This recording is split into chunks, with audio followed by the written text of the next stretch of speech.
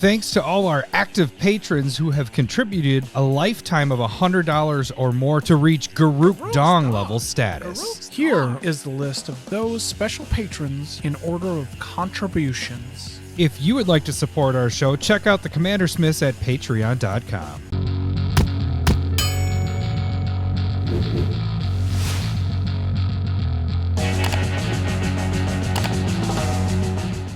Welcome to CommanderSmiths. We are the CommanderSmiths. I'm Adam Smith. And I'm Lowery Smith. Don't worry. We're cousins. This is episode 221. And what do we have in store today, Lowery? We have a drawing for the Twitter giveaway for the March, which is a month and a half ago at this point. We forgot to do it last week. We were going to do it on the live battle boxes, but we didn't do that. We're doing that right now. So we're going to do it right at the beginning. Okay, we don't even tell. I think we just do it right now because you just want to. Nobody wear your cares. Hat. You want to put your hat it doesn't on. have to be right now, but like,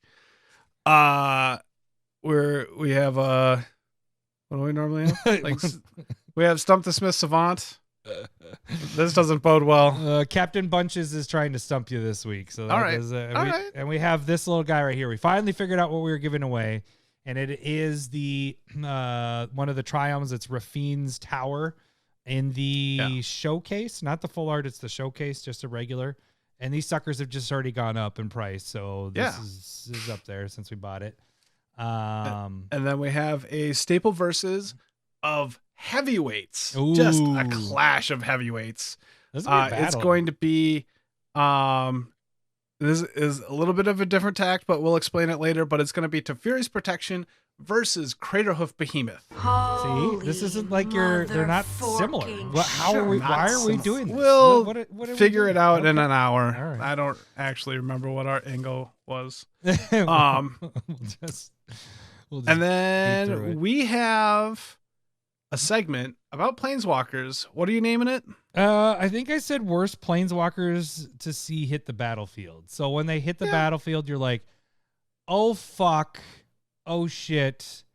I'm going to die. Or we need to get rid of this. Or some of these you can't even do anything about. Yeah. So we've done, what was the Too Late? What was that thing we did years ago now? 2 years ago? Yeah. That was actually, I really like that one. Like it was Kill on Sight. It was that whole segment. And at the end, it was Too Late to Kill. Yeah, like it comes down, you can't do anything about it. You're just fucked. Wasn't it just a year ago that we did that one? Nah, that was 2. Was it 2? That was a long time ago. So that might have been before we had the soundboard and everything. Soundboard makes everything. That's when time starts for the CommanderSmiths. Well, that's when we got at least halfway decent. Yeah. We don't have to actually do our voices. We can just rely on frickin' soundboard doing half of our voices. God damn. Yeah, I'm just a baby. Oh, son of a bitch, you threw me off. I'm sitting here flicking box elder bugs off my computer, and then the baby comes flying on the. I thought it was the vagina reference. No, I thought it was the bug I was flicking. Oh, I was like, you were flicking the box. Yeah, it's a box elder bug, not box. What are you drinking, really quick, before we do our drawing? Because I am drinking a Tyrannosaurus Press pastry stout. Look at that T-Rex on there, and you see the cookies? They're comet cookies coming down. They're gonna kill the dinosaurs. That's sad. And this is a local. I think it's from Blaine or Brainerd. Blaine. Hang on, I'm gonna find Blainerd? Blaine, Minnesota. All right, there we go. Packaged by Invictus Brewing Company in Blaine, Minnesota. So it's a local. Very cool. Local. All It's right. pretty good. Is it pretty good. Tasty? Yeah, it's pretty tasty. good. Can you taste cookies or dinosaur? No, it just it does taste like a stout. Neither. That's fucking disappointing. Mm-hmm. All right. I am drinking just a normal IPA from Phoenix Beer Company. Let's see here. And that is my dad. I don't know if it's good or not. It's okay right now, but my dad drove it up 3 days to the farm. Then it sat on the farm in Nebraska for a week. And then my brother drove it up, and then it sat in his hot car while we worked all day. And it was handed to me beyond warm. Oh man. Not hot. So then, but if I would have drank it, it would have been a whole ton of fizz in my mouth. So oh yeah, it might be bad. Yeah, it's okay. It's okay. And then also the same journey, I have a blood orange IPA from Throne Company. Oh, that's kind of a cool little yeah cover to so those. that's what I'm gonna get to after this one. So, all right, let's get to the freaking drawing. We got to give this Boseiju away here. So this is to say thank you guys for March was our record-breaking month. We did just do our battle boxes last week. We'll talk more about that in a little bit. We did giveaways for the patrons there. This is our Twitter giveaway, so anybody that entered with a like, a retweet, and followed us as well, you got your name entered, and Lowery has his hat now. And let me get the drum roll, Lowery. And I would like to say April did not surpass March, and so I would like one of you to send us a card that you like. Any one of you. What's fair is fair. You guys don't need to organize who's sending it. Just somebody send a card, and then I think good. it has to be somebody that doesn't follow us on Twitter. How about that? How do they do that then? You're punished. Yeah. Download more episodes, guys. All right, ready? Here goes the drum roll. And our winner for the Twitter giveaway and Boseiju is...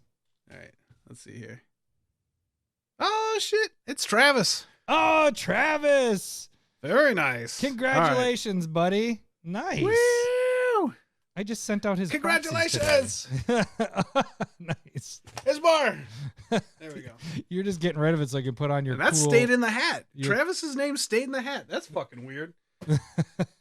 So congratulations, Travis, and thank you guys all for making March our most downloaded month by far. I don't know how we're going to break that record again, but the next time we do, we will do another giveaway and probably another battle boxes. I think that's the thing going forward, because that was a lot of fun. Speaking of that, what did we did battle boxes last Thursday. We did the drawing. You did, and then I showed up. That was... Hey, you were sick. I took it easy on you, I think. That's not how luck works. So we you opened a set box, I opened a set box, and we battle boxed each pack, and we gave a bunch of cards away to our patrons. Those will be in the mail as soon as we are doing proxies, at least, maybe. Yeah, we got to figure out how to. We got to see each other for us to figure out who's sending out these and those. But what happened was whoever was the winner of the two battle packs got both packs. So it was double or nothing. Yep. So it was kind of a cool way to do things there. We hope that you enjoyed it, because Patreon did not like us doing it. So yeah, they got mad at us. They said, we don't want you to give away things on luck basis. We would rather you pick people and give them prizes. And I was like, well, that doesn't sound fair at all. Like, that just seems like you're being one-sided with things, and, you know, could be accused for, I don't know, other things of not being fair. So whatever. You mean like just... because favoritism? Yeah, they just wanted you to, that's their rules, to say, oh, one way you can get around this is if you pick your winners. And I'm like, what? That doesn't make any sense at all. Whatever. We removed it from the site, but whatever. You guys know, listening, that anybody that's a $5 or more patron, you're automatically entered for those prizes. Yep. So just so you guys know that. Couple things we want to do before we get into our tags and kind of get into this episode. Do we want to discuss the video that kind of went crazy a little bit this week? I mean, for us, it did well. Yeah. I mean, the what was it? The secret layer across the multiverse? Yeah. That was got a lot of discussion. Bearscape, for some reason, Bearscape gets people a little aroused. I don't know. There was a lot of people that I wouldn't say a lot. I'd say there is, I think, out of the like 50 some comments that were on YouTube, there was 2 that were negative about it. Two people. And it was basically going off of, this is sexualizing wizards, or how dare they, you know, there's a kids game and all this stuff. And it's like, well, I started to argue back a little bit. I just did one comment, and then I kind of was like, nope, I'm not going to get into in depth with this. We'll just talk about it on the podcast. That's how I do it. Make it one-sided. Right. You can't fire back at me. That's how that works. My point was, this is a secret layer, and a majority of Magic players don't know about secret layer. Yes, a lot of people do, but that is this is a very small sliver of people that actually know about secret layer. Most people are casual, kitchen table Magic players, especially the Commander players, and they don't even know that these exist. And even that, let's give perspective, right? There is an estimated 12 to 15 million people that buy Magic product. That's what they estimate, right? At least around the world. And the biggest content creators only have like a couple million. Yeah. Like 1 to 3 million people that less follow than them on YouTube, 1% of the population of Magic. And so even though everybody that knows about it, there's just fucking people just buying random ass packs that just kind of play kitchen. That's the biggest market right there. Just the random ass people buying shit and slapping stuff together. And so, I mean, we were that way until we started making a podcast. No. Well, we knew a little bit more. We were actually watching like Command Zone, and I listened to CCO at that point and all the other podcasts like that. I would say once they started making the actual Commander product was when we started things became a little bit more like, okay, this is what I'm doing. This is concentrating and stuff like that. But so like the main person that was upset doesn't really know what a bear is. Let's make this clear right now. Like a bear is like, if I was gay, I'd be a bear. Yes, it's not bigger, me looking for hairy sex or sexual favors, it's a body type and hair. Like look at personality face. Type. It's just kind of cuddly and just super nice. And well, unless you turn on Larry's grizzly bear. You don't want to see Larry's grizzly bear. That's the mean bear. and so like if you're offended by that, it's kind of like an equivalent. Like if you're offended, you obviously think you're an alpha male. That's essentially equivalent. You're calling yourself that, but you're in that type of stratosphere of where you are socially and internet wise, and bears are way over there in the gay community, and that's all it is. It's just a term that is kind of used for a certain type of people in that certain type of community, right? And honestly, like my nickname in college, I was Lowery Bear. Yes. To a couple of gals, wink. Oh. But that was just because I was a big dude that got drunk and slept on couches like Winnie the Pooh. And so what? That's what Winnie the Pooh does? I didn't realize that. He had too much honey. He eats honey and so like, look, this is a game based on, fantasy tropes, and what's a better fantasy than Bearscape in that art, right? That art is amazing. It's Wink? funny as hell. Come on. So, I mean, like, if you're worried about what do you want me to come on? Okay. Let's be honest about it too. This could get people mad at me because this is something that we talked about beforehand. When I initially saw it, and for a little bit, I was uncomfortable with it because it was you're under the impression that they're naked under that water. Your imagination it felt like there was exactly. That's my mind all going Lowery off. Can think about is dudes dongs underwater there. He's like, man. And so I went and took a bath and looked down. I was like, that's why you're uncomfortable, because you're like, it's not much there. It's nothing to be jealous of. Maybe it is. I don't know. It's fucking. But the thing is you sit back and like, I understand I don't have in real life gay friends. I don't, the only stuff that I watch is like fucking superhero shows and movies. Nerd. Like it's not normal for me to see that kind of stuff. And so like right off the bat, it's weird and different. Maybe, weird's maybe not but it's different. It's not something that I'm used to. And then I have that, I have that reaction. Your porn selection needs to expand a bit. No, I'm just kidding. Yeah, no, it's not. It's very. It's missionary. Why the and?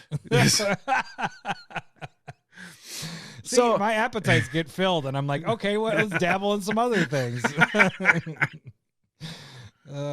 Okay, so no, I'm not quite done there.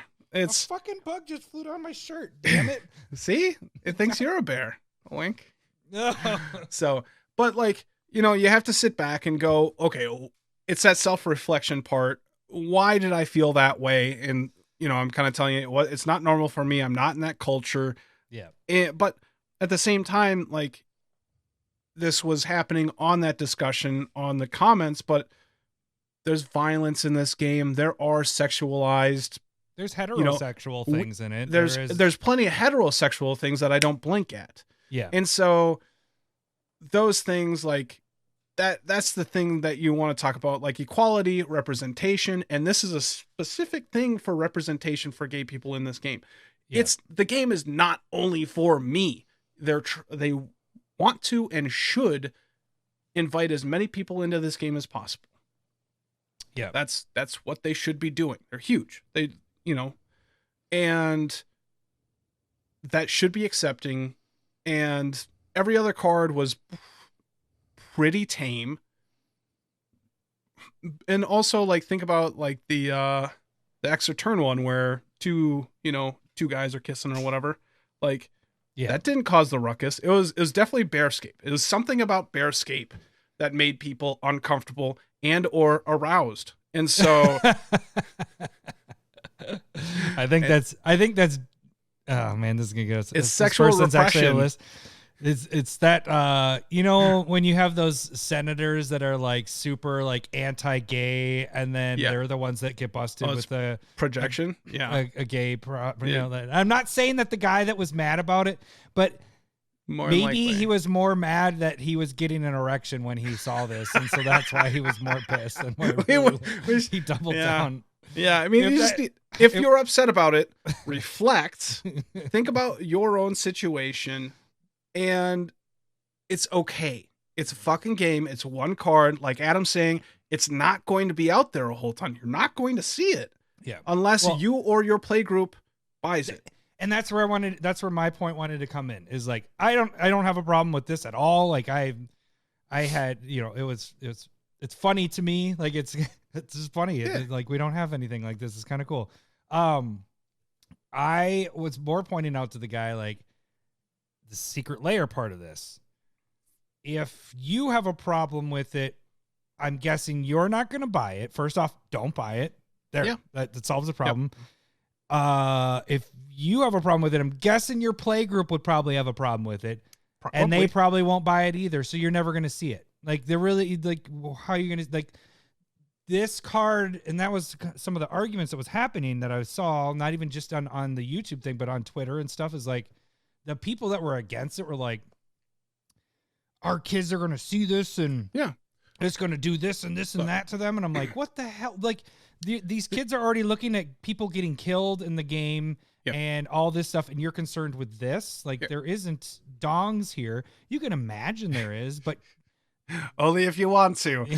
There's two guys basically about to be kissing. There's another guy caressing. And then there's another guy just enjoying the hot tub.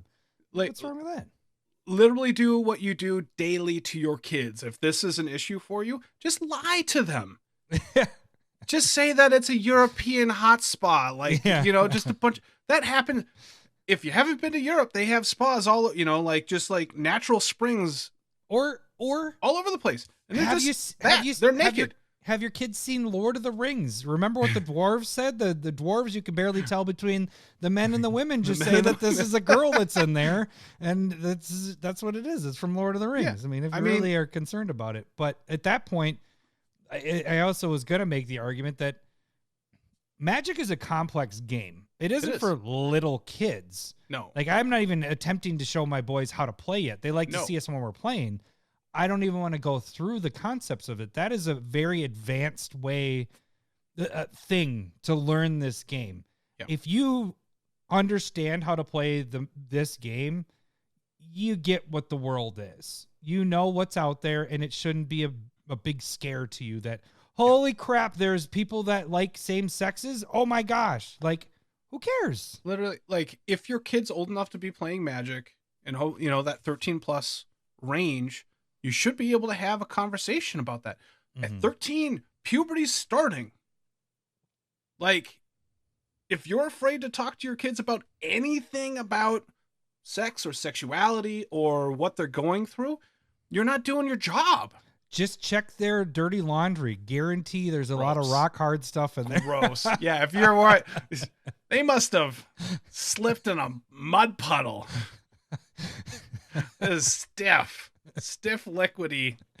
Why is it so crusty? I know from experience. My T-shirt, my brother, that Ibukaki said that he was going to do that to my T-shirts when he slept over. I haven't found the T-shirt he said he did it to. Not yet. He said he hid it somewhere. Well, my mom was in that room after he left, so maybe she found it. Anyways, I don't know. Is there any more with it? I think Secret Lair stuff is totally fine to go out on a limb and do these crazy things. You know, it's not this isn't crazy, but you know, you probably wouldn't see this in a standard rotation, you know, set. You won't see any of the Secret Lair stuff where it's unique, but that's the cool thing. It's a collector thing. It's unique. Yes. It's different.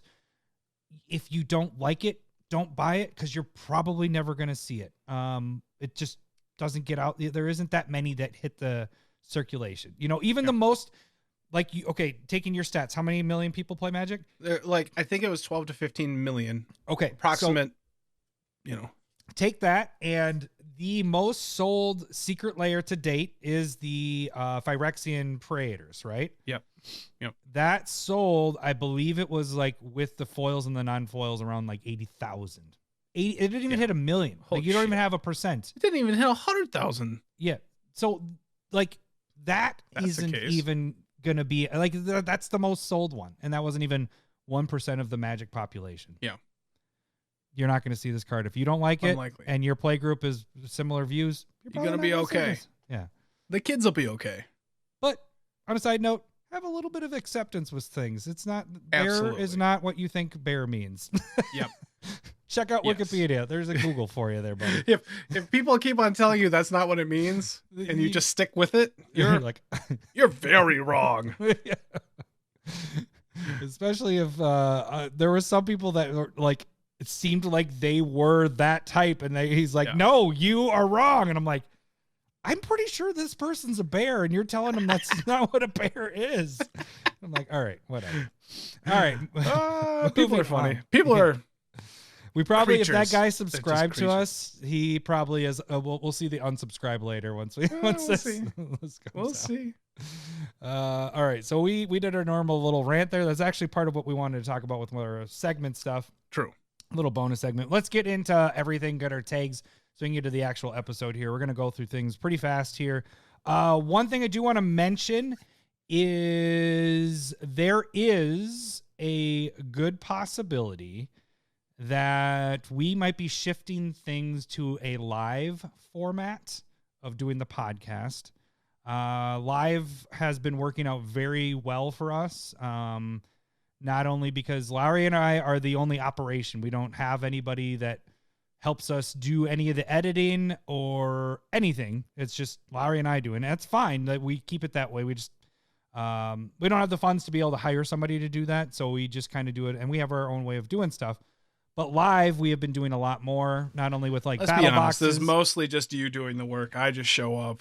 This is you. No, you are. No, this is just, we're a team effort on all this, and to make things, because we keep creating, we're ramping up the content. If you haven't noticed, if you're subscribed to us on YouTube, we've been doing a lot more video content, but you have noticed it's also a lot of it's live, and that's just easier on both of us, and we're comfortable with being live with stuff. So we're ready to kind of test things out and see how it goes. We might not do every episode live. We're probably just going to start with one and see how that goes. And the cool thing is we can get kind of interaction with you guys while we're doing some of these games. So, for example, when we get into Stump the Smith Savant, you guys can be commenting. Lowery's going to shut off his, so he can't see your guys' comments. But you guys can be guessing along while I'm reading the clues. So it's going to be kind of cool. Yeah. And if you want, you get the episode early. So you can see it on Mondays when we're doing it live. Yeah, it is a little bit later. So that's the one thing you'd have to deal with. But then also Staple Versus, you can jump in and help us with points. Maybe you're like, hey, Lowery, don't forget about this is really good in this spot or whatever. I don't know about you. I miss at least 1 to 2 things every Staple Versus episode. Every time I'm re-editing, I'm like, God, why didn't I say this? Yep. Because at that point, we've been, we're a couple drinks deep at that point, and that's what makes that part fun. So, and then when we're doing the topics, at that point, we might not pay attention to the comments as much. We will, but we still want to adhere to the podcast audience, the people that aren't listening or watching us live. So there might be less interaction there, but definitely during the games and the beginning stuff, we'll probably interact a lot more. So that's going to be something we're going to probably test out. We'll give the details later. But next Monday, 9:00 or so, we're going to probably try to do some live stuff there. So that's something. Another thing I wanted to mention is we just got in, and we haven't discussed how these are going to go, but we just got our freaking play mats, man. Ooh, yeah. So if you're on YouTube, check these out. This is the SmithCon one, which we're less than a month away at this point. We're also not talking about it. Well, we've mentioned it a little bit, but yeah. I mean, we've said SmithCon, the word, whatever that means. FOMO. So then these are the regular ones. So these will be available for purchase at some point. They look point. awesome. Yeah, they turned out. The color is amazing. We used Inked Gaming, right? Isn't it? Yeah. Inked Games. Yeah. I'll look it up. You keep doing your thing. And they did an awesome job working with us to get those play mats, and they turned out really good. So if you guys have any interest in them, we're not offended if you don't have interest, but if you have any interest in them, contact us, either, shoot us an email or a direct message, or even on Discord if you're a part of the Discord. But anybody that's $100 or more lifetime on the emails. What was that? You already cleaned up all the emails from Inked. It's Inked Gaming. Yeah. Okay. Inked Gaming.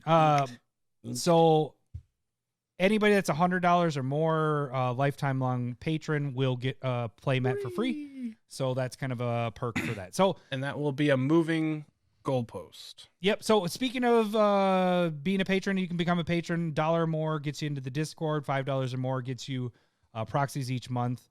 We are playing games. We are also, that's another kind of a announcement, is we might do our Discord game next week on Wednesday, not this week. And we're going to try to do that maybe once to twice, at least once a month, if not twice. We'll see how summer goes. So that's going to be next week, Wednesday. $5 more, like I said, gets you the proxies and also foil proxies, depending on your tier level. The free way to support the show is to jump on YouTube and you guys just subscribe. That's all you got to do there. And then the best thing would be is to watch our videos. And I don't know if that's what happened today, you guys. If you guys did that, that was fucking awesome, because you made curated MTG go viral. We haven't had 1,000 view video, and then they cut us off in a while. It's like they get to 1,000, they're like, okay, that's enough. They just turn it off. But I don't know if that's all you guys watching that and helping us out there. But when you see those curated pop up, the shorts, you just watch it all the way through and give it a like. Either way, and you rock. Yeah. No, why are you doing that now? What the hell are you doing? But you guys are the only way, not only way, but you alone can make those pop. And so if you just watch them and give them a like, that is the biggest thing. And speaking of curated, what was the one that popped today, Lowery? It was a pretty sweet one for counters. Hex Parasite. It's a little 1/1 creature for 1 that you're able to remove counters from anything, creatures or players or permanents in general. So my. Sorry, that makes sense. Lions, good job. Tigers and bears. So you can get rid of. Is that right? I'm not going to even say anything. All right. What? You can get rid of cumulative upkeep, mess around with sagas, +1/+1 counters, planeswalkers, -1/-1 counters. You can do all sorts of things. I pointed out Hirobi, which Death's Wail, which is a legend. Whenever anything's targeted, any creature's targeted by a spell or ability, you got to sacrifice it, and so you just pay 2 life or a black and target just whatever you want, and it's dead. And so it's a sweet little ditty. That, and the other part of that is let's say somebody is open to attack. Oh. It gets 1+0 for each one of those counters that's removed. So you could actually turn a big big swing on that guy. But it's mainly used to remove the counters, kill everything you mentioned there. Crazy to knock out Planeswalkers with his ability. We spec'd on that a while back. Long time ago. Yeah, the foils are like $15-$16. Yeah. So that's a pretty sweet card. You also had, what did you have curated? Do you remember what Fridays was? I can't remember. Viridian Revel. So that's a green enchantment. Whenever an opponent has an artifact go to the graveyard, you draw a card, and it's going to be amazing with all the treasures and clues that are out there, and then you can do some other cool stuff. What version did you show us? Oh, I had a foil one. Oh shit! I'm on the wrong page. I don't want bang bang bang. There you go, AJ. I didn't want. I wanted that. I don't want to have done that bit. But yeah, so Lair, I watched the video and then I was like, wait, how much is that card? I like typed it up and I was like, wow, the regular one's like 14. Holy, no, it was like 4, I think. But then I was like, holy shit, the other one's 40. It's like, way to bling that one, Lowery. Mm-hmm. No, that's pretty sweet with treasures. Like, that's a really good. Yeah. Against treasures, it's so good. But like, if you have like a green-red deck, you can almost build a deck that just hates out artifacts. Mycosynth Lattice would be able to, turn everything into artifacts. You're just drawing off of everything that is dying. I think there's enough though out there of artifacts going to the graveyard with just treasures. Just in general, you're probably going to get some advantage. I have it in my Will and Mike deck that I built with the Stranger Things guys. Yeah, because you're asking people to get the investigate clues from tokens. Will. Yeah. And so like, if they do take it, then you get a little bit of extra bonus with the Revel. So I dig it. Very Very nice. So yeah, watch those videos. Give them a like. That's the biggest thing you can do on those shorts. Watch them all the way through and all that. You alone can make those go viral. Anyways, that was stupid. God damn it, another freaking box. Okay, so there's psychology behind that, what you're doing there, though. You know that, right? What? So, like, if you sit down and you're in an emergency situation and you're helping out, if you know, like CPR, or you're trying to help somebody that hit their head, and if you just say, someone call 911. Yeah, you have nobody to say, does. They all assume somebody else. Yeah, you point, eye contact, point, and you say, you call 911. And we are making contact with you on YouTube right now that is watching. Go watch the curated videos. Watch all our videos. Yep. Like it, and then you'll make it go viral. Thank you. A couple other videos, like I mentioned before, we had battle boxes this week. That's a fun one to watch, even just in general. You don't have to be a part of the giveaway. That was kind of fun because we randomly chose what order we were going, and then you got to see who was battling, who won. So that's just opening packs and Lowery drinking. Oh, it's very fun. This is true. To give you an idea, I don't know what our keeping track is, but I think before COVID, I was at like 8 wins to your 4. And at one point it was like 8-1, and you made like 3 games in a row where you came sounds back. right. I don't think you're at 8. You might have been like 6. I think it was 8. Like 8 is in my head. I don't know. I was that bad. It sucks opening boxes. And since then, since we started doing this again, you are 0 for 2 or 3? 3 now? Because we did Kamigawa. Yes, I'm 0 for 3 for sure. I don't think it was 8. I think it was ended up being 6-4. Because we did it roughly 2 years. We did it roughly 2 years before COVID hits. And there's 8 product that we're working with plus things in the middle. Yeah. And so, like, you might be right. 10, whatever. 10 seems that means like, I have 9 now. That's all that matters now. Yeah. It'd be nice if you had 6, but you don't have 6. But if you guys are watching on YouTube, by the way, and you keep seeing me go off camera, that's another box. Every time you see me go off camera, that means I killed a box elder bug, because that's how many there are for some reason. But they keep attacking me, dude. I've killed 7 of them already. This freaking. You said there was only 4. I know they keep coming because this damn computer. And now I look up. Remember, I killed like 7. There's 1, 2, 3 right there. These little fuckers. Oh, there's one over there.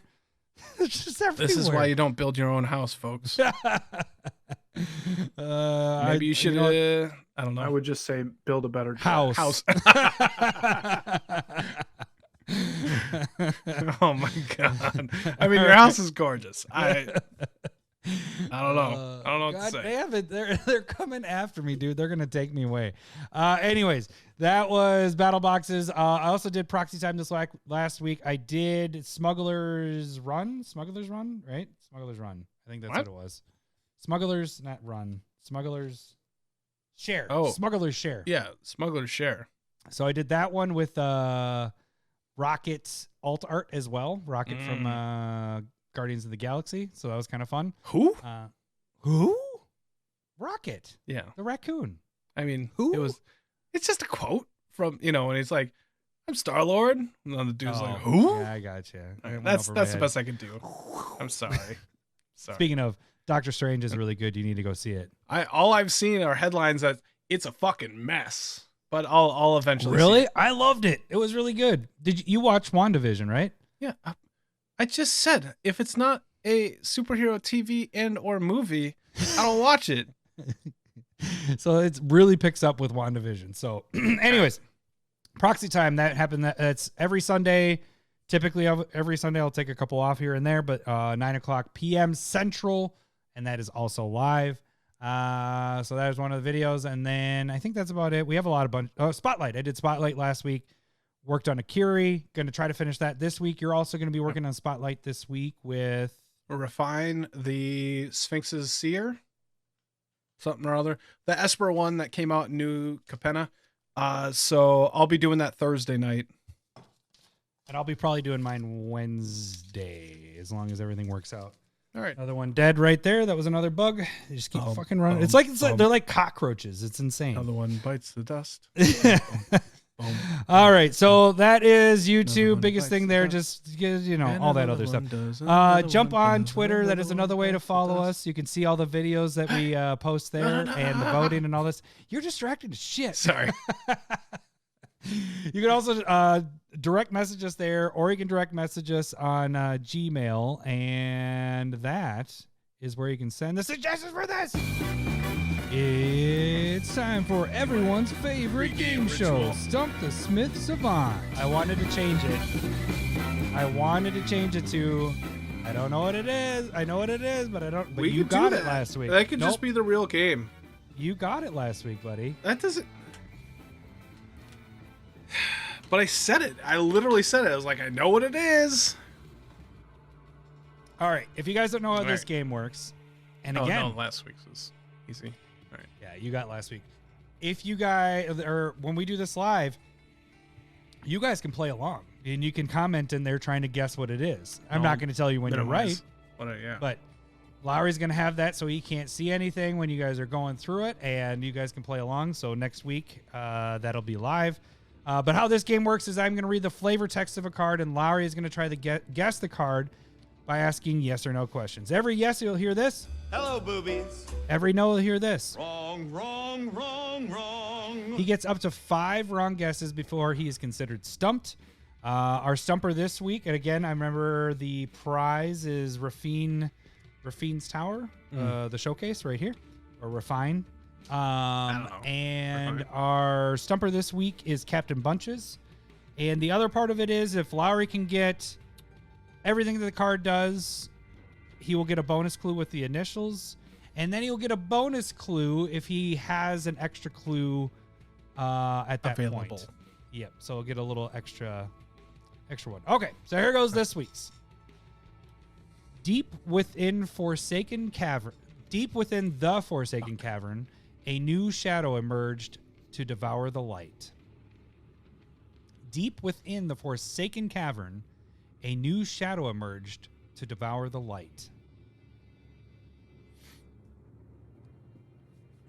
So, gut right off the top of my head would be Kuruk. But, so like the son of Yawgmoth. Yawgmoth was like the dark. Kuruk is the sun that comes out and would start devouring the light, which would be fucking sweet, badass bad guy if they started that again. Mm-hmm. Like he should come in with the Praetors or whatever.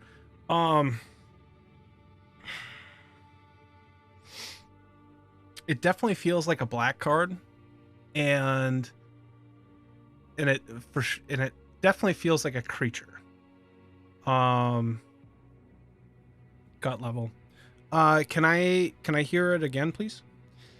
Deep within the Forsaken Cavern, a new shadow emerged to devour the light. New shadow emerged to devour the light. Okay, let's is this a creature? Wrong, wrong, wrong, wrong.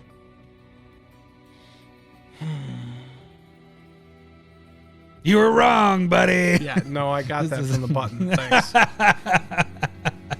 All right, I don't remember where we were. Technical I just difficulties. And I just know you got one wrong. Yeah, I got one wrong. Did you read a clue yet? No, you did not ask for a clue yet. I would like a clue. All right. Yeah, I guess that makes sense since you got one wrong. Yeah. Wow. All right. Motherfucker. This art features a circle, smoke, skulls, and candles. This art features a circle, smoke, skulls, and candles.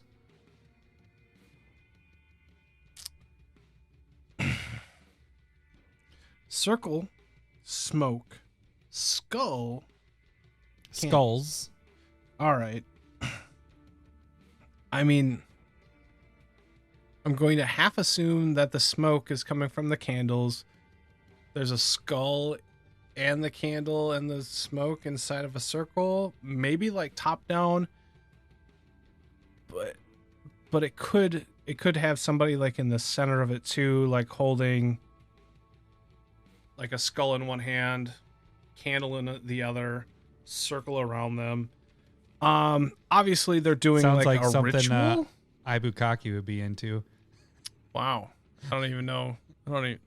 Circle with Like a circle jerk? Or oh, the bukkake thing. Is, all right. Could be a noodle. I don't know. And so I still think it's a black card. So let's go with, is this a black card?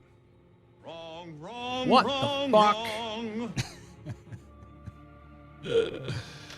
wrong. Too wrong, sir.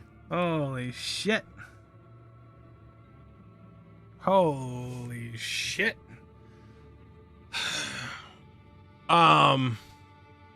It's not a black card. It's not a creature. Can I get the flavor text? Like the real one? Deep within the Forsaken Cavern. What do you mean the real one? It's a fucking Forsaken Cavern, and it's devouring light. How is this not a black card? I thought that was the easy one. Emerged to devour the light. Yeah, what the? How is that? Clues may help. You might need to get to those clues. I mean, I'll take the second clue. The text features something seen in almost every commander deck. In fact, it's in 83% of all commander decks.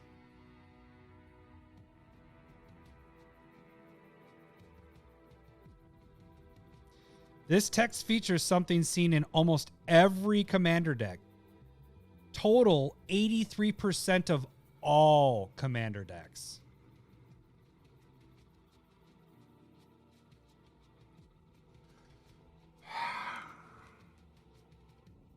%83% Of all commander decks. of all commander decks. That's a lot. Okay. This art features a circle, smoke, skulls, and candles.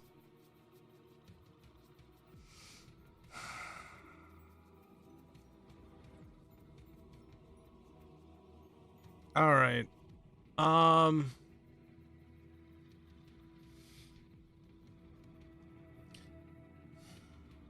Let's go with,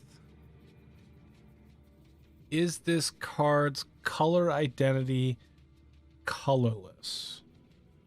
Hello, boobies. Hey, you got one. So, yay. So it's either a land that doesn't have color identity or an artifact.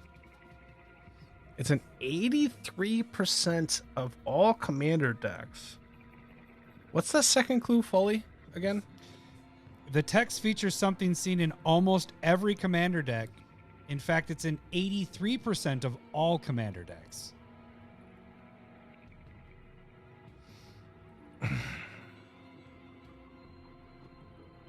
Okay, so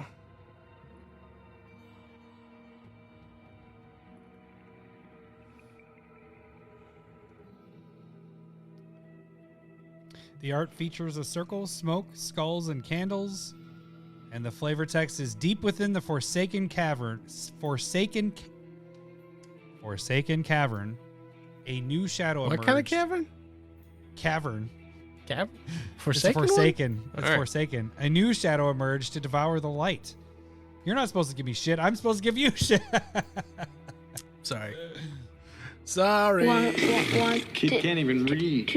Thank you. Thank you. Golly.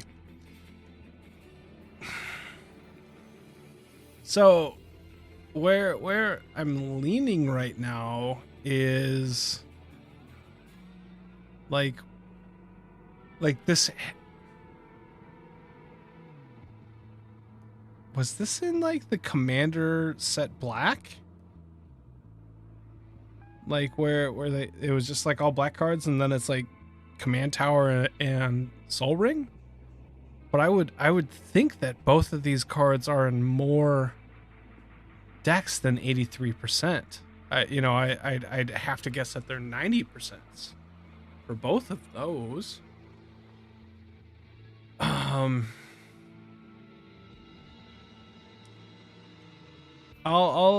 take the third clue. You're not going to get much here. Yeah, except thanks. for this is in 951,000 EDH rec decks. That is all I'm giving you. That's a lot. How many? 951,000. Yeah, that's EDH crazy. rec decks. That's crazy how the world, like the brain works, because it definitely turned it into like 91,000. I was like, that doesn't seem right. There's 951,000? 951,000 EDH rec decks. Well, okay, now I'm at the point where I think I'm right. I think it was in the commander set black because like that theme is super fucking black. 951,000, but 83%. So like less. Command tower would probably be in less decks because you don't need it in monocolored decks. Like you just don't need to. Is it command tower? Wrong. Is that 2 wrong? 3 wrong. Is 3 wrong already? Mm-hmm. Is it Soul Ring? Hello, boobies. Was I right? Yeah, it's a commander set, the commander black. Yeah. Hell yeah. Jesus. Yeah, I'm surprised too. 83% of all decks have this card in it. Only? 83%. Interesting. Yeah. I didn't realize that. Yeah. So You But I almost knew- fucking had me there, though. I know I was trying to make it very tricky, and that's why I was like, this art features a circle, a smoke, and then I'm like, oh man, how do I make? Because it's so hard. How do you? Soul Ring's a tough one, so I was just like, For sure. I don't want to be like, the text features tap gives you 2 colorless mana. No. It's the flaming eye of Sauron. Yeah. So I was like, oh, okay. Just not in that version. But All right. I was kind of worried there. Yeah, I wasn't, because I knew once I got to this is in 951,000 EDH rec decks. I was like, I don't even have a bonus clue because I was like, he's gonna get it at that point. I mean, I did say it before you said that, though. Yeah, you did when I got it's funny because you did say it feels like a black card because it has the black flavor because of the black The set commander that it came. commander product that it basically is. Yeah, for sure. So it's kind of a tricky one to get there. But yeah, again, good one on that, Captain Bunches. If you would like, you can sign a Soul Ring. There's enough of them out there. You can sign those. I'd like to have a signed Soul Ring and send those to both Lowery and I. That'd be awesome. If you are wanting to, just message us and we can get you the address. Be great. Anybody else, if you guys want to send in some, we have drawings every week and we have tons of people in line. Once we get to 4 weeks, we're going to add more to the ante, and we are at week 2. So next week's week 3. So, all right. I don't even know how we get to this one. Top 10 really bad planeswalkers to see hit the battlefield. I feel like we might be the like Panic at the Disco of Commander podcasts because our titles are really long, or can be. They're better than they used to be. I cut that shit down. It used to be everything that we did. It was everything we did on an episode. Like everything we talked about, it was like a paragraph at the beginning. All right. So we have a podcast. We have 10 planeswalkers that we feel when they hit the battlefield, it's kind of like the oh fuck moment. Like, oh shit, we're all gonna die. I really hate when this planeswalker hits the battlefield. Yeah. So it isn't like necessarily like their ultimate necessarily, because it's more of their first and second abilities. The things I think so too. That really affect the table right away. So we kind of, well, you stemmed this to the Discord because it was it for Hex Parasite, or is it for something else? Yeah. Because I was wondering what planeswalker you hate the most, and what do you see? What do you kind of see the most, and how can Hex Parasite like interact with it? And you posted going with, and I was like, I hate Sorin, and this should be a segment. Yeah. And so Project X put out Fraley's Llanowar's Fury, and I was like, that's perfect because it's a commander. If it's in your group, you're going to consistently see it. So that was my thought process. It didn't necessarily make this list, but I thought that was perfect for the video. And we kind of almost left those kind of planeswalkers off. So because that's what I was bringing to the table, and so none of my options got chosen between me and Adam. So I'm going to quick talk about. Wait. Where's my? Oh, I don't even have my want. Oh yeah, I do. So I quick want to do a undiscussed. It's your honorable number mentions. 11. Honorable mention would be we almost don't have anything that is inevitability. And what I brought to the table was Elspeth's Sun's Champion, Liliana, Dreadhorde General, and then Project X's Fraley's Fury, Llanowar's Fury. You want this to move on. Basically, there are planeswalkers out there that can just like come down, start wrecking shit, start making an army, and those 3 are definitely on the cusp of being really good. But this isn't isn't that. This isn't a of good level. It's just more of like, they're almost, I guess, in a way, not salty planeswalkers, but in a way they kind of are. They're kind of like hate cards, or just like immediate impact. Yeah. Shit's happening. Like the tide of the game shifted. Yeah. So okay, let's work with our number 10. So we're gonna actually we have it ordered out from 10 to 1. Yeah. The number 10 one is it's probably the most different on the list than the rest of the 9. Do you have it pulled up? I'm kind of trying to scroll through. We gotta read. Kid can't even read, so but it's I do. Huatli Radiant Champion, 2 and a green and a white. Planeswalker Huatli. All right, +1. It starts with 3 loyalty. +1 it. Put a loyalty counter on Huatli for each creature you control, which is like the hard one to deal with. Yes. Because you put it in a deck that you have a ton of creatures out in general. And so you're not playing it until you have enough creatures out for this to matter. You're +1ing it, and then you're actually +5, 6, 7, 8 even at that point, and then you're at 10 loyalty on it. Plus. And so and that's the thing you got to think about is you have those creatures out. Yeah. That's how you're plussing it. So it's not like it's vulnerable to get killed. Yes. So people aren't coming in and being like, okay, we got to hit it for 11, which is still a lot. You got to swing in for 11 and get rid of it. Well, you have blockers. Like you are protecting it. So what's the rest of the abilities? The -1 doesn't matter, but the +8, which is very doable when you're building with it, but you get an emblem with whenever a creature enters the battlefield under your control, you may draw a card. That's tokens, that's creatures, that's all creatures. And this you're is just a very viable multiple emblem commander or planeswalker. Like you could have multiple emblems with this because it's very easy to get this one to its ultimate multiple times, especially if you're like we were just saying, you go up to 10, 11, 12, and then you ultimate the next turn, and then as long as nobody wraths, you're drawing cards when you ultimate, and you're already putting more creatures out, and then you +1 it again. And so it's like back and forth, ultimate and then +1 it, ultimate +1 it. And it can get out of hand for sure. And who mentioned, was it Travis that mentioned this one? This is Travis's. Yeah, this is, and this wasn't really even on the list. And then we kind of went back to it and I was like, you know what? This can be crazy. Yeah. And the big thing was you played this when we did that fucking huge player like 7-person game. Yeah.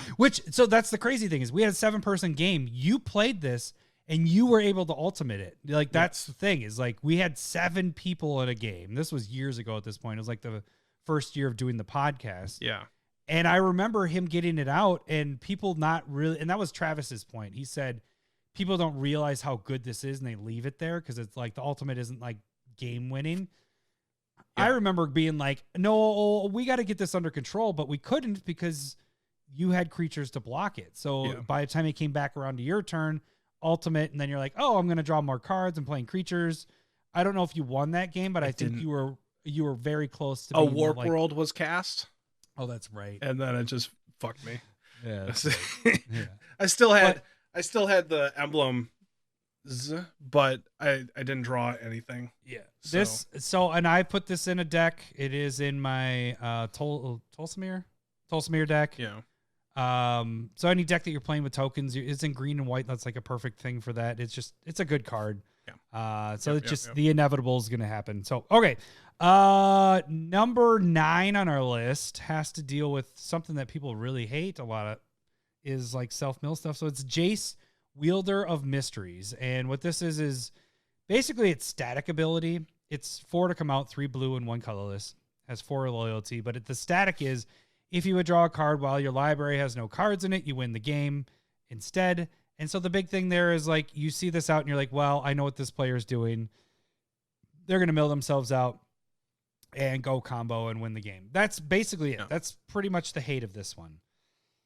And the weird thing is like that type of game can really like change your mindset. And I think that's the problem with Thassa's Oracle as well. And just like that Lab Man, it's a different kind of game. It's your interaction is you need to somehow shuffle their graveyard into their library. Which that is not in your repertoire of doing your decks. Generally not. No. Yeah. So it's like it almost turns into a race to kill that player before they do that. Yep. So it's kind of a little bit like mill other players. It's kind of like Infect whereas it's like its own sub game, deal with that player, and then you get to the real game later. Yeah. That's what it feels like. Get rid of that self-mill player. He needs to be out of it because that's not how we play Magic. But yeah, so it just, you see this hit and you just know what's happening. It most likely, I don't know. I haven't seen it hit very often. I have it in my Bruvac deck, but that's kind of like an emergency purpose. Yeah, we don't have much self-mill in our like friend group /meta. So, but personally, if I saw it hit, I'd be like, I think I have maybe 1 to 2 turns left if I don't deal with this or that player. Yeah. And they're going to combo off and win the game. So I think that's this fits in with combo stuff of getting rid of the deck and winning the game. So and that's an interesting thing too, is it's not like upkeep. It's just that can happen right there. Like they can play this and then the game is over. Yeah. All right. So number 8 on the list. This one comes from Bill from Woodbury. And this is Oko Thief of Crowns. It's 1, a green, a blue. And essentially what it is it comes in with 4 loyalty, and you +1 it, target artifact or creature loses all abilities and becomes a green elk creature with base power and toughness 3/3. So you cut your commander's nuts off, or vagina nuts off, whatever, just neutralize it completely. I don't know. Why would you? Lady balls. They don't hit. The lady balls. You mean like, you know, the labia? Yeah, just cut it Is off. Is that what you're doing? Ah! I don't think. Oh boy. Should I bleep all that? No, I mean, you don't have to. It's fine. Well, people get The upset lady with us balls. saying, "Don't worry, we're cousins." So That's yeah. Hopefully, that's what gets us not out this. Of it. That's what. Yeah. Yep. But Oh, boy. it's the neutralizing of the commander. Great. Is kind of the thing. Oh, I might have. These are 7.5 alcohol. Are you done? 7.8. You done? Yeah, sorry. Hey, really quick, who said Jace's? Was that? Do we have a shout out with that? I didn't say a shout out. Sorry. Like, is this? Adam Smith. I wasn't sure. Oh, thank Wow. you. Thank Great you. idea. Who do I Great thank? idea. Thank you I'd so like to much for thank your the contribution Academy. to the show, Adam Smith. I just realized because I read it, and as you're reading the next one, I was like, "Who's the one that said that one?" I don't want to take the credit. I want to make sure they get credit You're for right. it. Thank you. Oh my god! All right, you ready for the next one? Yeah, we're just done with the labia cutting off. All right. Yeah, no. All right, number 7 on our list is Teferi Time Raveler. Now, basically, this is the one color is white and blue, has 4 loyalty. The main part of this is each opponent can cast spells only during the time they could cast a sorcery. So this just neutralizes those counter spell players or instant.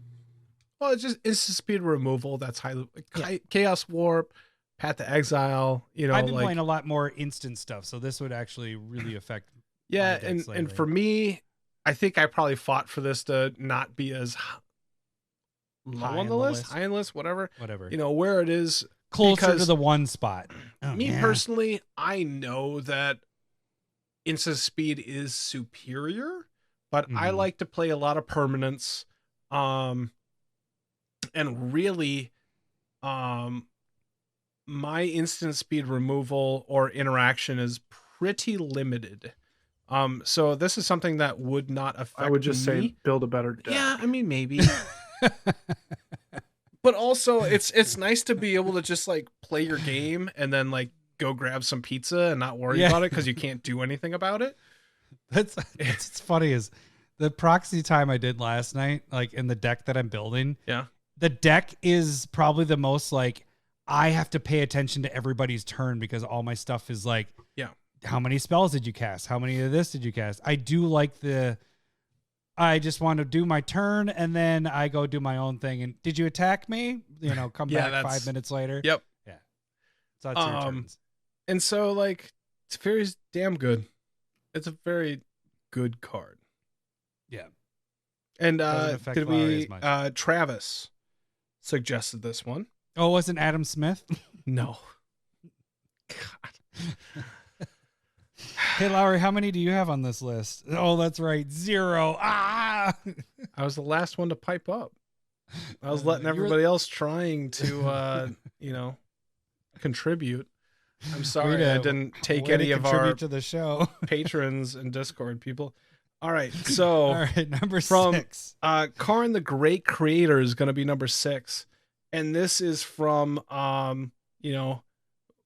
someone from the Discord near and dear to my heart, which would be Adam Smith. I didn't think it was me again. I honestly didn't think it was me again. I'm like, what was he gonna say? For some reason, I'm gonna think you were gonna say Ibukaki or Spooge Wizard, just because the names. Yeah, I mean, not near to my heart on that one, but okay. Well, he sounds like a good guy. All right. So basically, because amazing. it's just the static ability, which is activated abilities of artifacts your opponent's control can't be activated. It doesn't affect you. It affects everybody else, and everybody gets pissed because their rocks get just done. They're done. Ooh. They're done. The other parts of the Planeswalker don't garbage. matter. It's It's not very good. It's not it's just a hate. applicable. Yeah. But that static ability's quite good. Yep. Okay, number 5 on the list is, who do we dedicate this one to?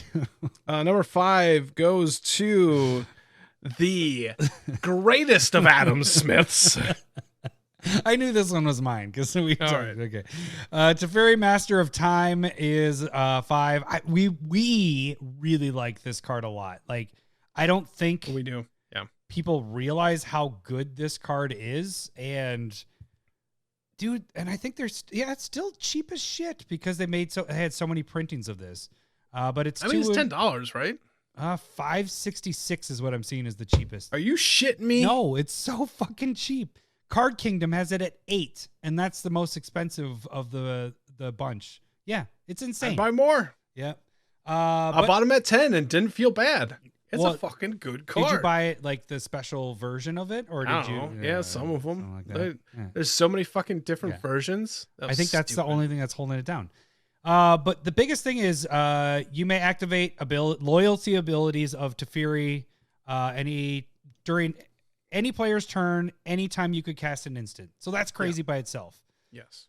What happens with this is enters with 3 loyalty. Its +1 is draw a card, discard a card. So on your turn, draw a card, discard a card. You say go, draw a card, discard. Well, you wait until they're about to say go to you, then you draw a card, discard a card. So by the time, if you're playing 4-player game, it comes back 4, 5, 6, 7. It already has 7 loyalty on it. And then if somebody attacks you, you can -3 it and phase that creature out. Like, yeah, it's insane. And if you can get the -10, you take 2 extra turns after that. And so what happens every time we've seen it hit the battlefield is the table works pretty much 2 turn cycles, 1 to 2 turn cycles, to try and get rid of it, because that becomes the focus of the table. And so I think I fought for this one to move up on the list more. Like, we both like it a lot. It wasn't that Lowery was like, no, it doesn't need to be up there. It's just, it isn't as known, it seems like. I don't think people realize how good it is. And so I really wanted this a little bit further on the list, because I think over time, this is going to be over Master of Time. This is going to be really good. And so, like, perspective wise, I would say this one I play the most in my decks. Yes. Every blue deck I have this in. I don't know if I have it in every blue deck, but that I've made since this came out. A lot of them. Because it's like the perfect amount of power. I don't think it's overpowering, but it's like a race. Mm-hmm. And like you said, it just like shifts the game to, we got to get rid of that fucking thing. Mm-hmm. And that's fun because the focus is kind of on you. And that's fucking teamwork. When the whole table's working together to try to figure this shit out, it's pretty nice. Yep. I agree. Like you said, though, it also isn't that threatening where people are always going for it. Like, people don't always assess how strong this card is. Yeah. So you may only have like 1 to 2 people working together and be like, oh, I got to fucking kill that. But even if they do, phase out their creature. That's the danger of it.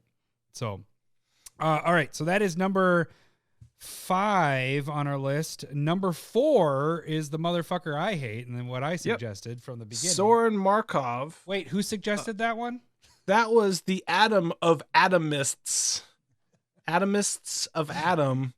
So this ask in the Discord turned into Atom List. It did. That's interesting.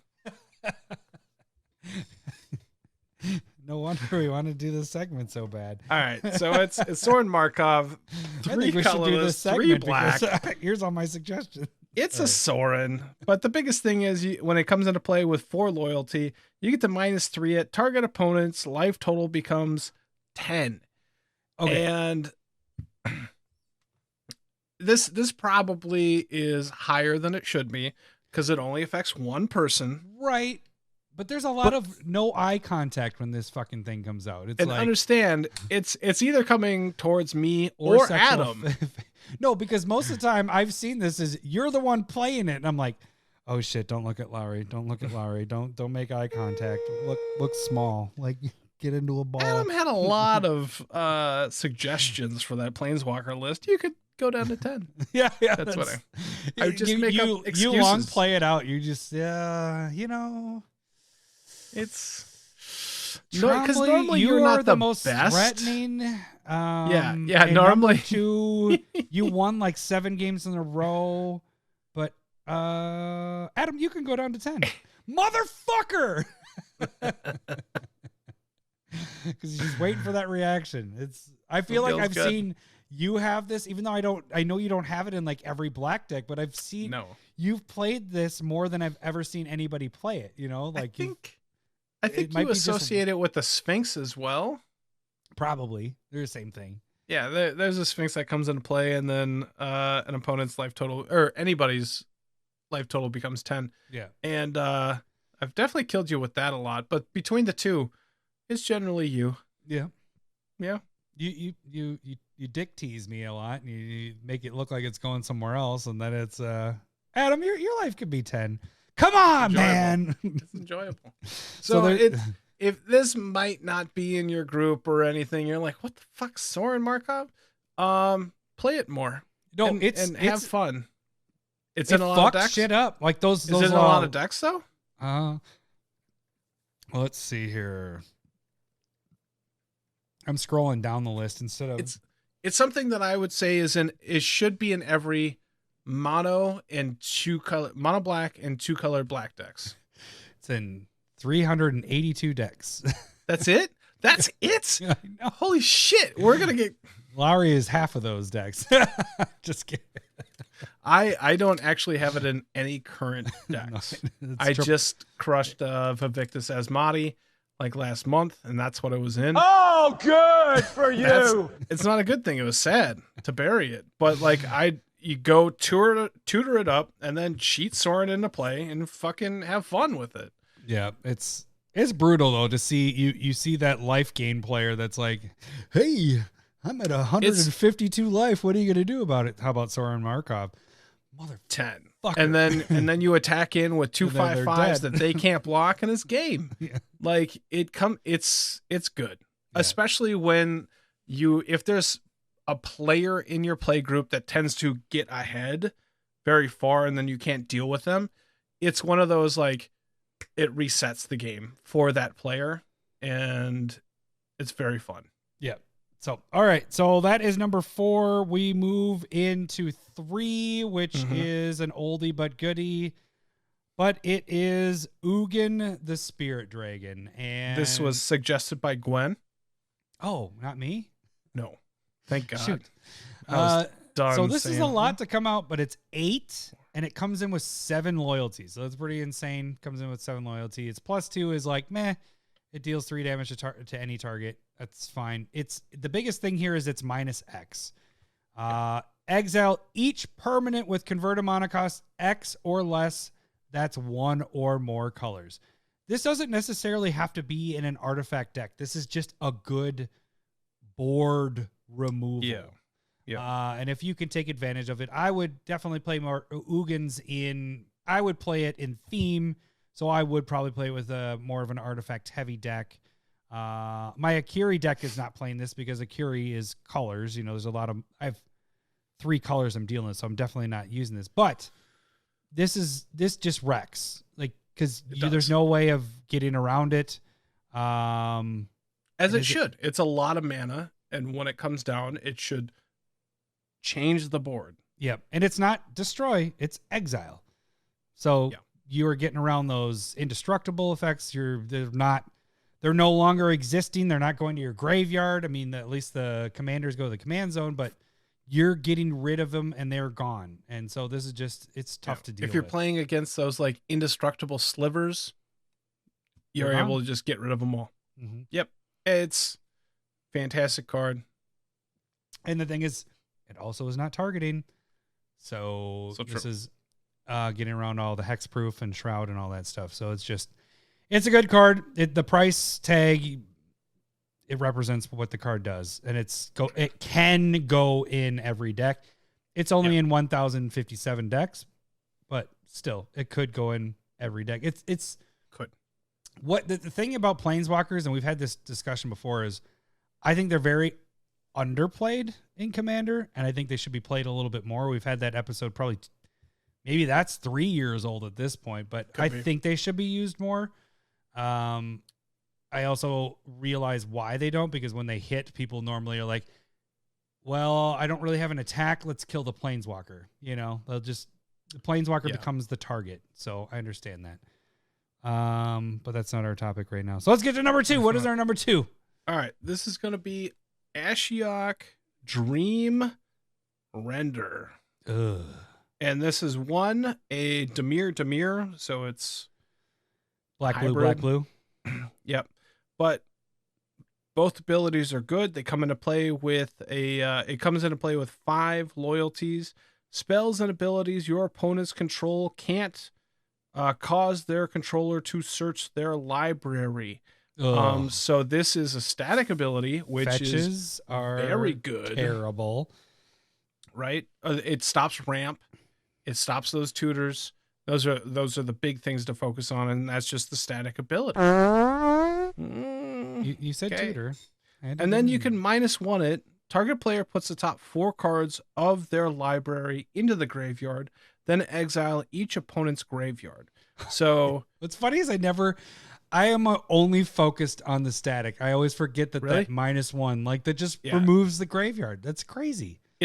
It is. Why is it? I never it doesn't even click in my head. Planeswalker. Yeah, it's perfect because it doesn't affect the board at a constant rate. The person makes the decision and it basically forces people not to search all the time. Yeah, and then it's perfect graveyard removal, which is nice to have. Cast it. Yep. And then you -1 all their opponents. You can hold priority, -1 it, get rid of graveyards. It goes great like in Muldrotha, where you self-mill and then you exile everybody's graveyard. So that's like drawing 4 cards essentially in that deck. Also it's fantastic in Umbrus because you're exiling everybody's graveyard. The card is great. I think this is my personal favorite for Planeswalkers because it's a hate card. I think this might be where Planeswalkers should go, is in that hate range. Hate. Because what they do a really great job of is you can hate them with the static ability or with their plus/minus abilities and all that stuff. So it's like they are a killable enchantment in a way because they have. Yes. Yeah, I can see that. And so like not everybody necessarily runs the enchantment removal that they should. And so like stacks can get to be like a shitty to play game. Against. It could be really bad if you don't have the proper removal. But if you're able to attack those enchantments and kill them, like things. Yeah. I can agree with that. I really liked War of the Spark when that came out. Yeah. All the static stuff you started. You can fucking see it on this list. That's 1, 2, 3, 4, 5, 6. Yeah. 6 out of the 10 are from War of the Spark. You're giving away our number 1 spot. Okay. People but aren't counting. My personal preference is Ashiok. I think it's perfect.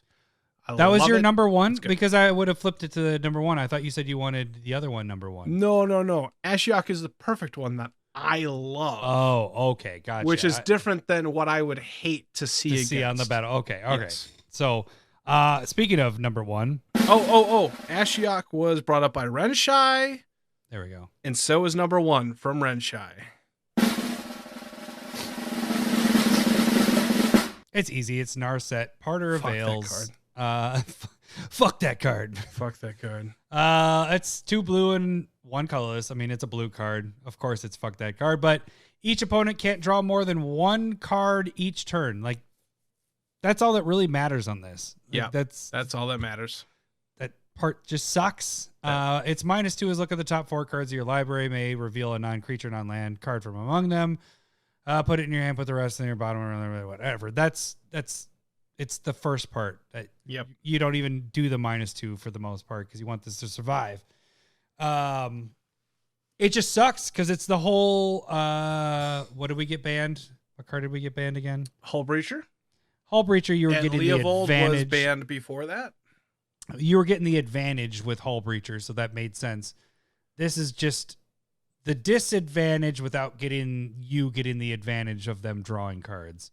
This just doesn't allow them to draw more than 1 card. Look, it's okay. Number 1, like, it shuts down just what we do, card advantage, which is what should be we happening in a game. Yeah. And so, like, it would really affect me and you for sure. Number 2, it can be Hey, number abused. 2. That's the shitty thing, is like when you wheel, nobody gets to draw other than like 1 card, I think, and then you just get to draw your hand or what, the Whatever cards that happen with that wheel. Yeah, whatever's working with it. And so that is the part that, and I think I brought this up in past episodes when it comes to cards like this, but when you can abuse it and affect other people's hands, I don't like it. I think that's poor design. I think it's a better design if you're able to stop that player from drawing cards that they are casting or, abilities that they control. Mm-hmm. I think that would be a better design. I think they should figure that out. Because then that's a solid hate card. Like, I think, people can draw too many cards. Like, that would be good angle to hate against. But when you can affect it, when you go Windfall, Wheel of Fortune, Dark, any of the whatever. wheels. Yeah. If Winds you do of that Change. and everybody gets rid of their hand, that's a shitty game. Yeah. And I don't think that would be, I don't think that's good. Now, the thing that saves Narset here is that it can be attacked and gotten rid of that way. It doesn't have to be a removal. It doesn't just, you can't sit with Shroud on it and not have, it can, or indestructible, and it just never goes away. Yeah. And so that at least is okay. Would you play this card? See, I would play this card and not have those terrible things with it. You know what I'm saying? I would just play this card and be like, not allowing the person to draw more than 1. Like, I wouldn't do the Windfall with this. I think you play something like this? It'd have to be a purposeful, like, I'm not running Windfall in this deck. You know what I mean? That gets into the other part is like, theme wise for us, what theme does this fit? Yeah. Yep. Is it just taxing and not allowing? that. Hating people from drawing more. Like, yeah. It's a bad card. It's rough. Yeah, It's rough for sure. If you guys have other things you'd like on the list, maybe put it in the comments on the YouTubes or direct message us or whatever. We got a lot from the Discord. But that was our top 10 of things or planeswalkers you don't want. When you see them hit, you're just like, oh fuck, because you're pretty much fucked.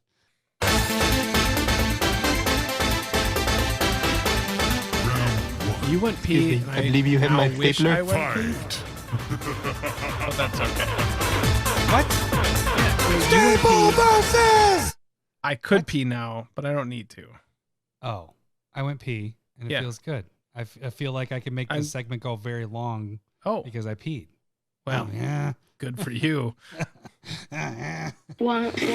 Nope, sorry. Force a habit there. There we go. Good for you.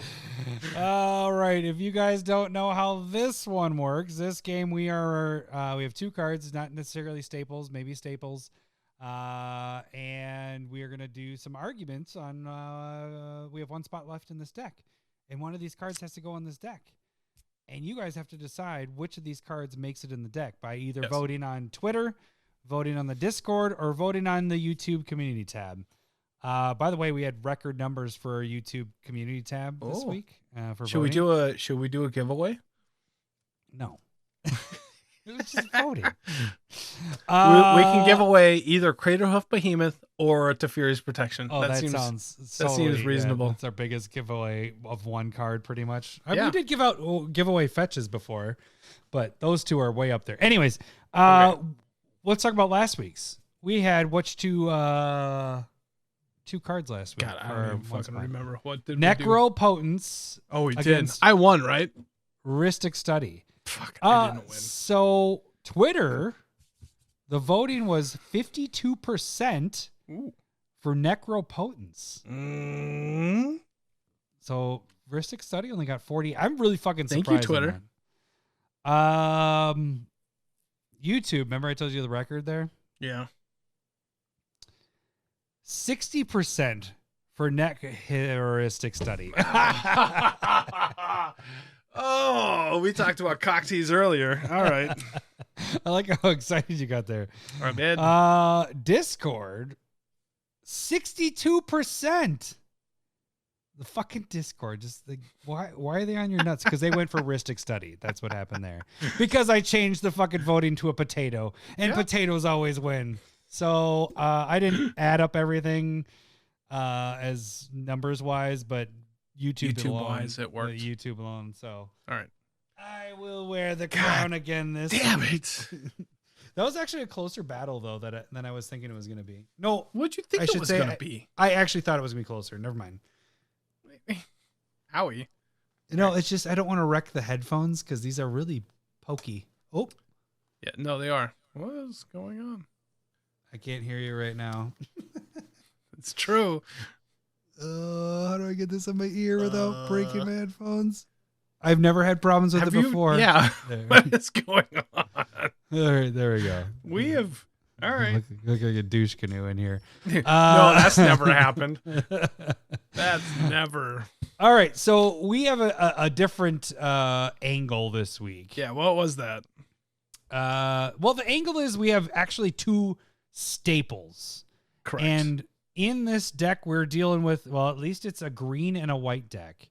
Yes. And you have one spot left for this deck. You're having to choose between what? All right. So I have Teferi's Protection, and Adam has the Hoof. Craterhoof Behemoth. So it's not necessarily two cards that are very similar. It's more of, you only have one spot left. You have to decide, do you want something that has potential protection for everything that you have?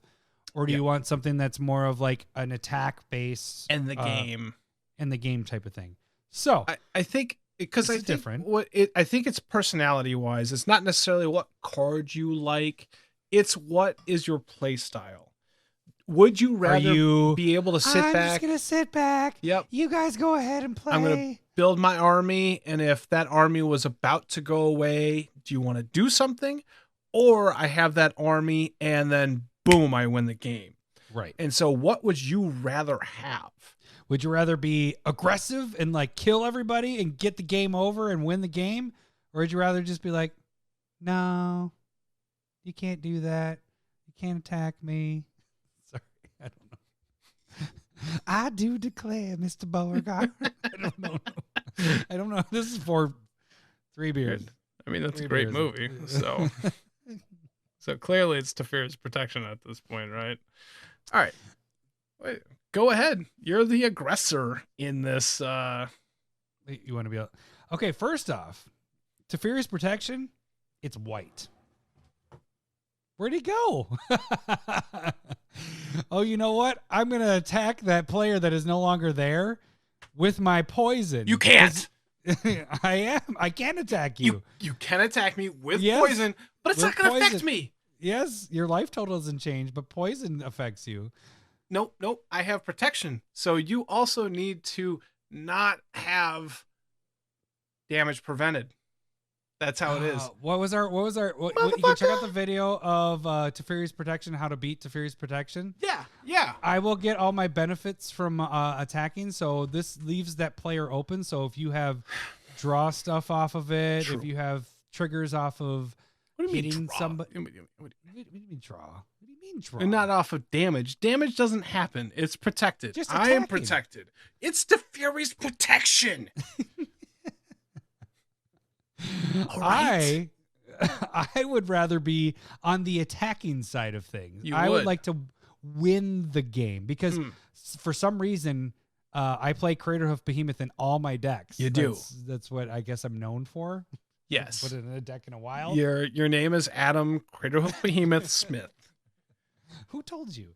Well, I mean, it depends on the day because it could be Adam Cyclonic Rift Smith as well. See, I mean, that's the other part of it. If you had Cyclonic Rift, that may be a little bit better. But Teferi's Protection, all you're doing is you're just being like, I'm taking a pause for a turn. Disagree. And people just I'm just like, I'm right, able well, to we're just gonna react sit back. to your Craterhoof Behemoth and waste your bonuses that basically make it null and void. This is going in the same deck. Why would my I'm just Craterhoof saying attacking other the same people deck? play. Why would it be attacking the same deck? Somebody- that doesn't make any sense. Other people play Craterhoof Behemoth. Because it's And good. so, It's like, in other plenty of decks, people is do what you're that. saying. Is that what you're saying? That everybody else is playing Craterhoofs because it's If so somebody good? Craterhoofs me, I can Teferi's Protection. If somebody Craterhoofs If you Teferi me, Teferi I Protect- can't Craterhoof them back. That's just not how that works. You can't do that See, back. I have a game winner. You have a. I'm just gonna take a pause for a turn. Look, understand this. Teferi's Protection is the best fog in the game. All right. Ooh. And this is, what do you mean? Ooh, you just wasted your game winner on moi Why is my Craterhoof Behemoth because you're attacking over itself? there. Okay. It's easier because you're aggressive and I'm just passively winning the game because you wasted your Ishnit on moi. I don't My know. Ishnit? What, Yeah. what? I'm trying to turn this into a different language. All right. Yeah. Look. You're watching too much Marvel. Okay. Craterhoof Behemoth is not good after a Wrath. It's not good if you just have 2 or 3 creatures, it's shitty. If It's you don't a have shitty card. If you don't have a game winner, this is your game winner right That's here, great. buddy. Yep. You don't even need that many creatures. And I know your decks, and you're not going to win the game with it. So I don't know why you put it in there. Why was everybody saying I put it in there? I haven't put a Craterhoof in years at this point because I only play red. Yes, and then this is true. there is some green in there, but it doesn't fit in those decks because they're normally like Voltron-y decks. So I don't just stuff it in. This isn't like an attack on you. Like this is an attack on Craterhoof. Like it's whatever you build. That's fine by me. I don't care. Well, it's just funny in your assumption that you're like the Craterhoof is assumption. attacking the It's Teferi your player. assumption that it's my assumption. I'm sorry. But in my scenario, literally my just go get Ocean's some 11 pizza team is or going to go ice cream. steal all your Steal it your from Adam's goals and fridge. stuff like that because you're not there anymore. I'm just going to takes what I want because you can't block me. So I get all the attack triggers and don't have to worry about my stuff dying. What, are you playing Ishin now? Because that doesn't work. Why do I have to play Ishin? No, What do you, just other double the stuff. attack triggers. I know, but I'm just What I'm not attack triggers doubling. do you want? You're overrunning them. everybody All for of them. everything. No, What do you mean? all of them. You I'll kill those other players name and a get my card attack you triggers off have. there. Name wait, so one you're- card that you so have that You're has an saying attack that trigger. I am winning the game, right? I'm killing everybody. Except and for me. You're going away for a turn, then you come back, and then I figured this out. Okay. The reason why it's a green and white deck, I would pick Teferi's Protection. And that's you would pick Craterhoof Behemoth. Yes. And that's why this is adversarial. All right. Back to whatever we're doing. So we're in a green and white deck. Yep. We're playing a lot of tokens, probably. Probably. I accept that. Okay. To make So, your card better. holy shit, Craterhoof is amazing at that point. Yeah. Absolutely. And win the game. Yep. Settle the Wreckage as well is really bad for you. It is. Yep. But now we're doing this scenario of having all this other shit in there. Yeah, I don't know why you added in the tokens. You're like, You know cheating. what also sucks is counterspell. You know, that sucks What? too. Not if I have a mana tithe. But what if I have a second? What if I have a second counterspell? I'm just gonna avoid fate. That's fine. I have counterspell again. I'm gonna have a memory lapse. That's a blue card. Fuck. All right. Why am I now a blue deck? Like we went from you were staying on. I'm a color. blue deck. I don't know. Blue, white, green. Obviously, we're Rafika the Many deck right now. That makes zero sense for Craterhoof. All right. My negatives is it's white. Think about this. When we were doing how do you beat for each color, we did Teferi's protection. How do you beat Teferi's protection? It's really complicated and convoluted. You could still attack that player. We didn't even choose Craterhoof Behemoth for green. We chose. Why which are we card? assuming these are going against each other though? Because you are you and I am I. You know what you can lose the game. Any of the stuff that says if I win the game type stuff, you have no way of interacting with that at that point. Once you've I'm left, probably not even at the table. Like I said, I'm probably getting a foot massage. That's That's fine. Pizza. What? You're at my house. Who's giving you a foot massage? Your dogs Oh, that's a tongue massage. getting a. Oh. You think it's gross, but I'm the one that watched missionary porn. That's fine. That's a step up right there. I'm not stepping anywhere. It's a foot massage. Touche, salesman. Oh, this is stupid. All right. Do you have any more arguments? I mean, other than Craterhoof is overrated, that's fine. So is Teferi's protection. How? It's like the only card that white has that's good. Did you look up like the EDH rec? How many decks is it in? And I don't have that. We just assumed it was a lot for both. I don't have All that. right. I don't have that site pulled up. This was just. All right. How do we get these two cards in? 92,000 EDH rec decks for Teferi's protection. Teferi's protection. All right. Let's see Craterhoof. Or like what? 20, 30,000. 500,000 EDH. That's not accurate. You take that back. 5,000. It's not working anymore. I don't know what happened. Convenient. My internet isn't working, but somehow my Zoom is working. You must have gotten a box elder bug in there or something. Yeah, fucker. Just messing with EDH rec. What are you doing, you bastard? Yeah. It's because white needs it in so many decks. And Craterhoof is so good that you just, it's 41,000 EDH rec decks. Wow. That's really good for your card.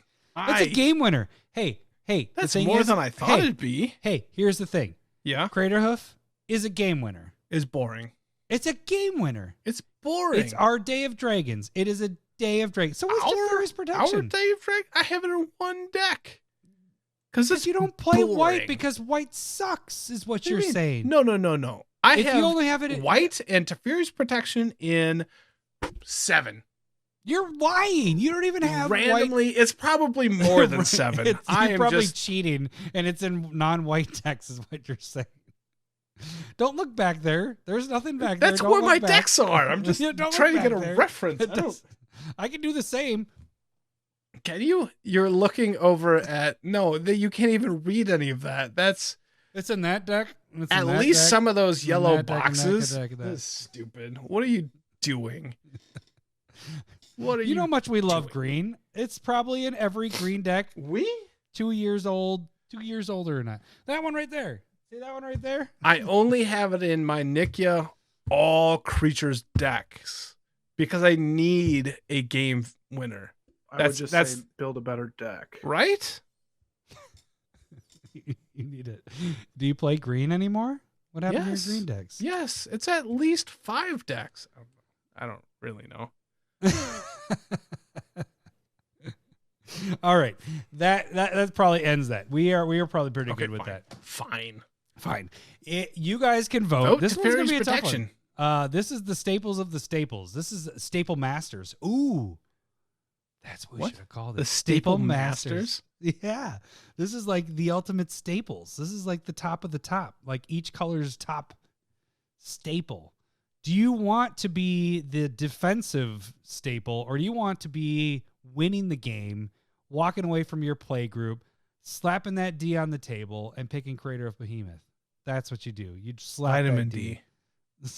Vitamin D. Like 5,000 milligrams. It's quite a small pill, by the way. Like, it's not impressive at all. It's not the D I'm talking about. Oh, I'm talking Garuk Dong. yeah, definitely not what you can do. So, or anybody that we know that does missionary on the regular.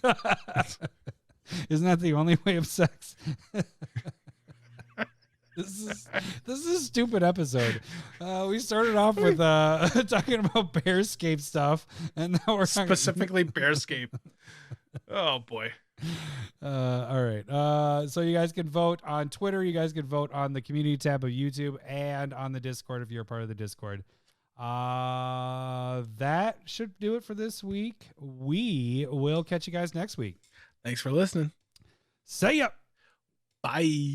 I love boobs. I'm talking tatas. I love boobs. I'm bunkers for honkers. I love boobs. Thanks for the memories. That was pretty solid. Love boobs. Little goblin with a like a hops beard. T-Rex. He looks jacked. I'm like touching his penis. I'm sorry. Beer.